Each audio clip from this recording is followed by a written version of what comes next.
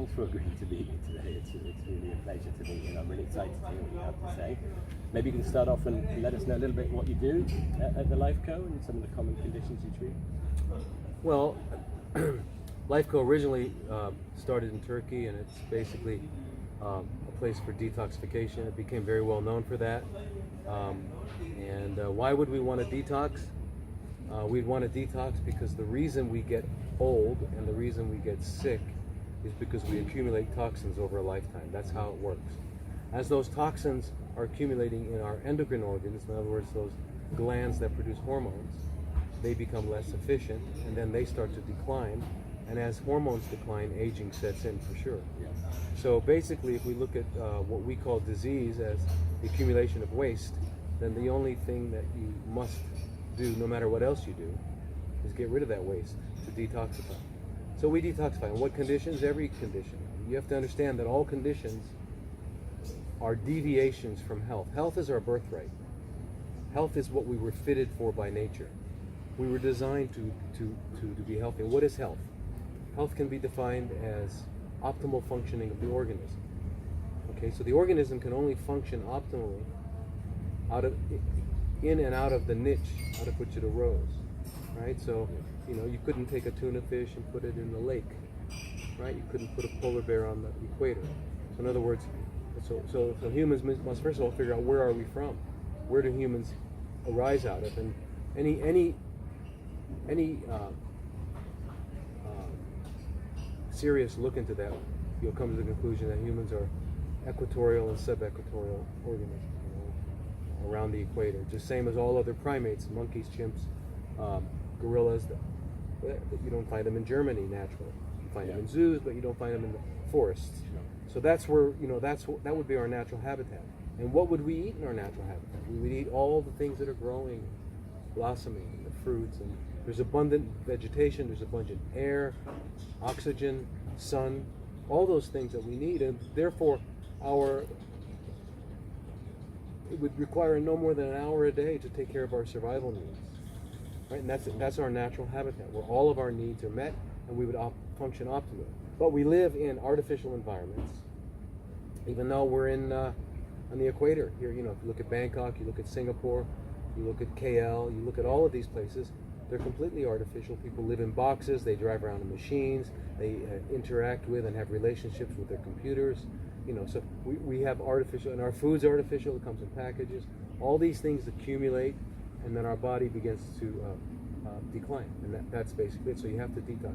So you see high blood pressure, you see diabetes, you see arthritis, you see depression, and of course cancer, heart disease. All these things are the same thing, really. They're different apples on the tree. Okay, so really that's it. So that's our approach. Our approach is to cleanse first of all, but then we have very specific natural medical interventions as well. Yeah, no, that's beautifully put, because we look at everything from an ancestral point of view as well.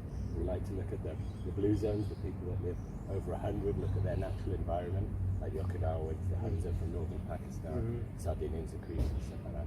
So I'm really, really excited that you mentioned that, because we agree totally. And we are kind of in an environment where it is not natural to us, so we may have to do something unnatural to kind of get us back to right. Exactly. So that makes a lot of sense. So I'm just thinking about we've only got 20 minutes, so I'm just thinking about the most relevant questions to ask. Well, the genetic question is important. But yeah, let's okay, that's a good one. So a lot of people, I think, feel that for particular diseases like cancer, I think diabetes is, people kind of know now that it's diet related and lifestyle, but things like cancer, most people believe it's still fate or genes. What would you say to that? Yeah, well, first of all, I don't know how to say it nicely, it's stupid to think that we would have a gene for cancer, that we would have a gene for diabetes. Why would evolution allow that? Natural selection weeds out those that can't survive. So by now we would not have these genes. And then if you look at it as from the point of view of a creator, why would a creator give us a cancer gene? For entertainment? I mean, there's no, why, it doesn't make sense on any level. Yeah. And then of course it's not true. Why do we know that? 100 years ago, 0.5% of the population got cancer. Today in America, 1 out of 2 men, 1 out of 3 women, 1 out of 4 worldwide. It's becoming the leading cause of death worldwide. So it's growing exponentially. So if it were true that it were genetic, then our grandparents should have had it. They all should have had it, and that's not the case. Okay, so basically, if we understand that, and we also now know that cancer is not a genetic. It's not due to mutations on the genome. What happens is, basically, it's very simple. The little organelles inside the cell that make energy, called mitochondria, when enough of them become damaged, the cell, to survive, which is the hardwired into all biological entities, is to survive. It's called homeostasis. So what does it do? It starts to produce energy through fermentation, which is a very primitive way of making energy. So now the cell starts to ferment. And in order to support the fermentation, it changes its genetic expression. It turns on genes and turns off genes. Well, the genes it turns on are what are called oncogenes. Oncogenes are simply to support fermentation. That's what they are. That's what they are. So the genome, or the genetic expression, is what is known now as a downstream epiphenomenon. It's not something that causes it. It's in the back seat driving. There's another driver. The driver is called the epigenome. The epigenome is the environment around the cell to which the cell responds. The DNA is just a library of potential responses, and it'll only respond to what it needs to respond. Too much sugar, it downregulates insulin receptors. So the genes, the genetic expression is always a response to the environment. That's great news, because we can change that. Can't change the genes, but we can change the environment. And therefore, we can really determine what genes are going to be expressed. And this is not just a nice theory. It's been well researched and published in peer-reviewed journals. So basically, that's it. So cancer, diabetes, all these things, again, are the same thing. They're the body's response, the adaptive homeostatic response to an unfavorable situation. Always.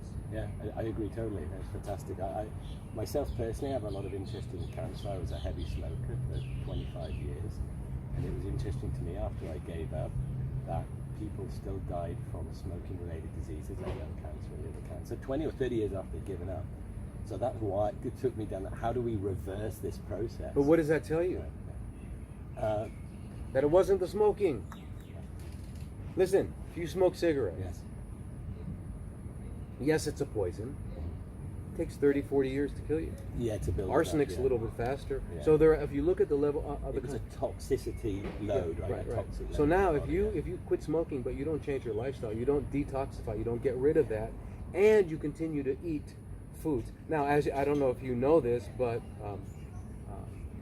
it is more dangerous to eat a French fry than to smoke a cigarette. Okay, fried foods. Yes.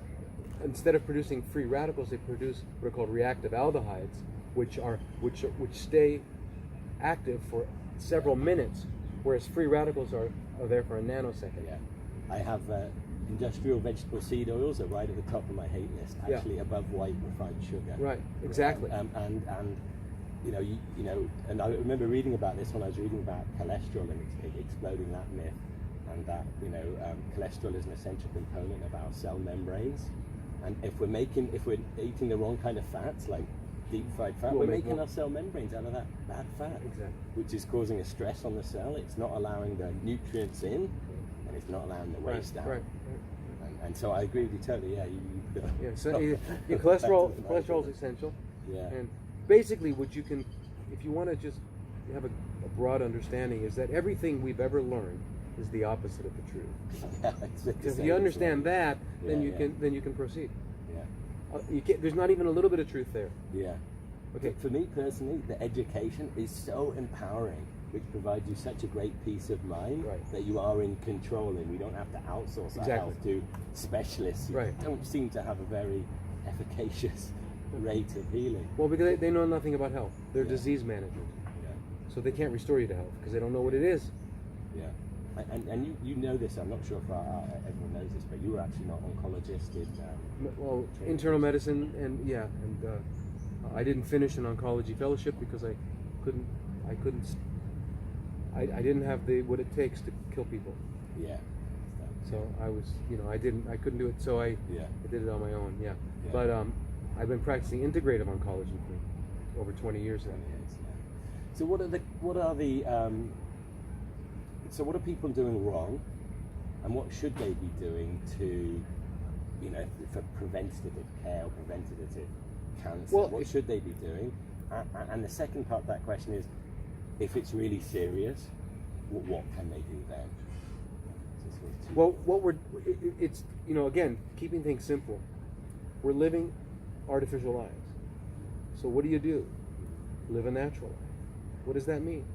That means you go to bed when the sun goes down. That means you eat only when you're hungry. And then you have to learn to distinguish between hunger and appetite. They're two different things. They're not even in the same universe. Okay?